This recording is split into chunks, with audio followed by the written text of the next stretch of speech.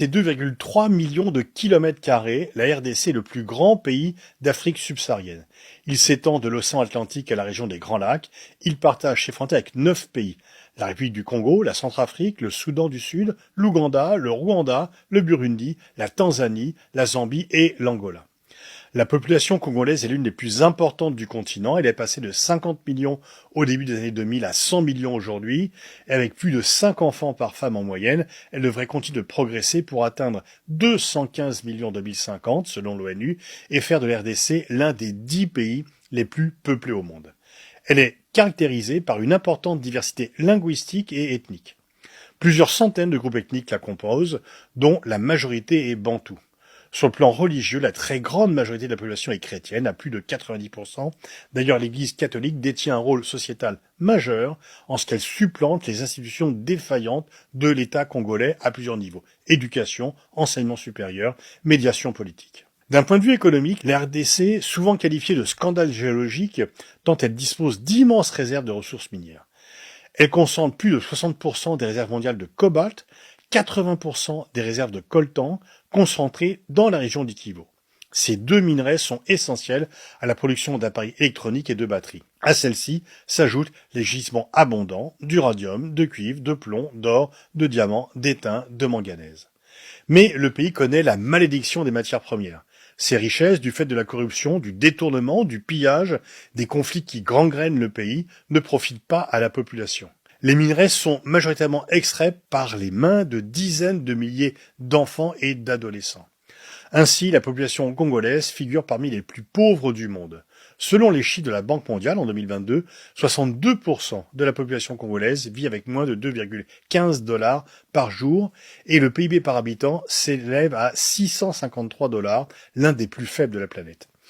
L'indice de développement humain est de 0,479, classant le pays au 179e rang mondial sur 191. Cette situation chaotique résulte d'une histoire tourmentée sur laquelle il faut revenir. En 1885, lors de la conférence de Berlin, est créé l'État indépendant du Congo, propriété privée du roi Léopold II de Belgique.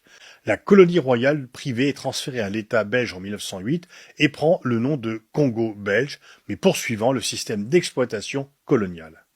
En 1958, le mouvement national congolais est créé par des militants anticoloniaux menés par Patrice Lumumba. Le 30 juin 60, l'indépendance de la République du Congo est proclamée. Patrice Lumumba devient Premier ministre. Mais ses condamnations contre les exactions belges et son rapprochement avec l'Union soviétique inquiètent Bruxelles et Washington. La Belgique intervient pour préserver ses intérêts économiques et soutient la sécession du Katanga dans le sud où se concentraient les richesses minières. Un coup d'État militaire est mené en septembre 60 par le colonel Mobutu avec le soutien de la CIA et de la Belgique. Lumumba, le leader indépendantiste, est assassiné quelques mois plus tard, en janvier 61. Mobutu, allié des Occidentaux, s'empare du pouvoir par un second coup d'État en 65. Il rebaptise la capitale Léopoldville en Kinshasa et en 1971, la RDC devient Zaïre. L'objectif est d'africaniser le pays. Mais Mobutu entretient d'importants liens avec les Occidentaux auxquels il reste relativement soumis, en particulier avec la France et les États-Unis, et devient un allié privilégié sur le continent dans le contexte de guerre froide. Paris, Washington ferment les yeux sur cette dictature mise en place et aussi sur le détournement massif des richesses du pays pour son propre compte. En 1994, l'histoire des conflits au Zaïre prend un tournant régional, clé pour comprendre les enjeux qui s'y jouent aujourd'hui. Des Tutsis s'étaient réfugiés en RDC pour échapper aux exactions à leur encontre. Après le génocide des Tutsis au Rwanda en 1994 et la prise du pouvoir par Paul Kagame qui y met fin, 1,5 million de Hutus fuient vers le Zaïre, dont des responsables et complices du génocide. La guerre civile rwandaise s'exporte ainsi dans le Kivu, région congolaise frontalière du Rwanda. Le Rwanda de Kagame cherche à contrer toute mobilisation de combattants Hutus depuis le Kivu qui pourraient chercher à reprendre le pouvoir à Kigali. Dans ce contexte, et de manière opportuniste, Laurent Désiré Kabila, opposant de longue date à Mobutu, émerge sur la scène politique congolaise après avoir passé plusieurs années en exil. Avec le soutien du Rwanda, de Kagame, et de l'Ouganda, il prend à la tête de l'Alliance des forces démocratiques de libération du Congo. Kabila et Kagame partagent alors la volonté de voir tomber le régime mobutiste qui réprime les minorités Tutsis au Kivu. Cette première guerre du Congo oppose donc les forces congolaises de Mobutu à l'alliance entre le groupe de Kabila et le Rwanda de Paul Kagame. Au terme de 8 mois de combat et face à peu de résistance de l'armée congolaise, Kabila et ses forces marchent sur Kinshasa en mai 1997. Mobutu est renversé, il fuit le pays après 32 ans de pouvoir et de pillage. Le Zaïre reprend alors le nom de République démocratique du Congo. La RDC ne connaîtra qu'une courte accalmie avant que ne démarre la deuxième guerre du Congo, fruit de la détérioration des relations entre Kabila et ses anciens alliés. Des milices anti-Kabila sont créées, soutenues par le Rwanda. Kabila soutient de son côté des groupes Hutus anti-Kagame. Le Rwanda et l'Ouganda, soutenus par le Burundi, lancent une opération militaire. Le Zimbabwe, la Namibie, le Tchad et l'Angola soutiennent pour leur part la RDC. C'est la guerre mondiale africaine. Le conflit donne lieu au pillage et à la prise de contrôle des ressources, notamment de diamants et de coltan, par divers groupes dans la région du Kivu. Malgré la signature en juillet 1999 des accords de cessez-le-feu de Lusaka et la mise en place en novembre d'une mission onusienne MONUC par le Conseil de sécurité, le conflit se poursuit. Le 16 janvier 2001, Laurent Désiré Kabila est assassiné, son fils Joseph lui succède. Après des premiers accords en avril 2002, l'accord de Pretoria acte en décembre de cette même année le retrait des troupes étrangères de l'Est congolais et le début du processus de paix entre les belligérants.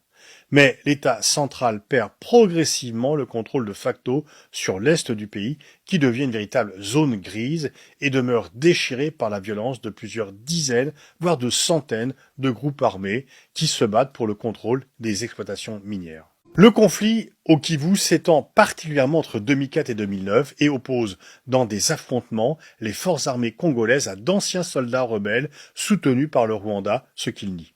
Le 23 mars 2009, les parties belligérantes signent un traité de paix à Goma. En juillet 2010, le Conseil de sécurité de l'ONU remplace la MONUC par la MONUSCO, dans un double objectif de soutien au gouvernement congolais et de protection des civils. Avec 17 000 hommes, c'est la plus importante mission de maintien de la paix de l'ONU.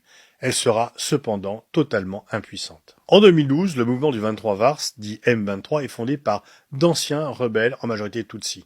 Le M23 invoque de supposées violations de l'accord du 23 mars 2009 et prend les armes contre l'armée congolaise. Kinshasa accuse une nouvelle fois Kigali d'ingérence à travers son soutien au M23. Le groupe se démobilise en 2013 après l'intervention des forces armées congolaises appuyées par des forces onusiennes. En 2018, Félix Tshisekedi accède au pouvoir par une élection vivement contestée, en particulier par l'Église catholique, qui désignait son opposant Martin Fayulu comme le véritable vainqueur. C'est finalement Tshisekedi qui est élu avec l'aval de Kabila. Bien que contestée, cette élection est acceptée par les pays occidentaux, car c'est la première alternance politique pacifique du pays. Mais fin 2021, le M23 reprend les armes, accusant Kinshasa de ne pas tenir certains de ses engagements issus des accords de paix de 2013. Il relance alors les hostilités dans le Nord Kivu, tandis que des dizaines d'autres groupes armés continuent d'y proliférer. Les soupçons de Kinshasa sur le soutien rwandais au M23 ont été confirmés par un rapport d'enquête de l'ONU publié en août 2022. Le régime de Kagame fournit bel et bien des armes et des munitions de pointe aux combattants du M23. De son côté, Kigali accuse le gouvernement congolais de s'allier aux forces démocratiques de libération du Rwanda, Hutu. Le Rwanda lorgne également sur les ressources naturelles de la RDC. Depuis plusieurs décennies, il participe activement au pillage des minerais congolais et s'est construit une rente sur l'exportation des ressources extraites en RDC qu'il exporte ensuite. Le Rwanda exporte des minerais qu'il ne produit pas sur son sol. Ainsi, en 2023, les exportations minières du Rwanda atteignent 1,1 milliard de dollars, un record. Cette rente minière a permis, entre autres, un essor économique considérable du Rwanda, contrairement à la RDC. Il est vrai que la lutte contre la corruption est beaucoup plus effective au Rwanda qu'en RDC. Face à ce pillage et au chaos, la RDC recherche le soutien des Occidentaux et des grandes puissances pour condamner ce qui s'apparente à une ingérence et un pillage. Mais pour la plupart, proches du Rwanda et de Kagame, les Occidentaux ne dénoncent pas clairement dans un premier temps le rôle du Rwanda. Pour Paris, il s'agit notamment de privilégier la réconciliation avec Kigali après un travail mémoriel conséquent sur le rôle joué par la France au cours du génocide rwandais. La RDC bénéficie néanmoins d'un soutien régional et continental.